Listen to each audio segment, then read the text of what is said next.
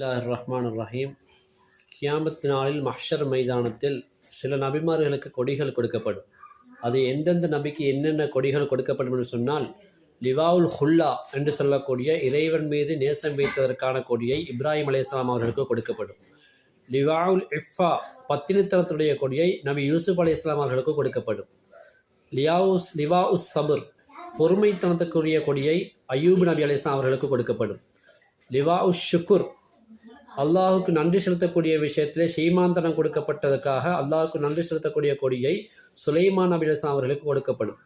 லிவாவுல் புக்கா அல்லாஹுவை பயந்து அழுதற்காக நூஹ் நபி அலைஹிஸ்ஸலாம் அவர்களுக்கு அந்த கொடியை கொடுக்கப்படும். லிவா உல் இல்முடைய கொடியை ஹிதுர் அலைஹிஸ்ஸலாம் அவர்களுக்கு கொடுக்கப்படும். லிவா உல் ஹம்த் புகழுக்குரிய கொடியை நபிகள் நாயம் ஸல்லல்லாஹு அலைஹி வஸல்லம் அவர்களுக்கு கொடுக்கப்படும் என்று நம் முன்னோர்களான அறிஞர் பெருமக்கள் அவருடைய கிதாபுகளிலே எழுதி வைக்கிறார்கள்.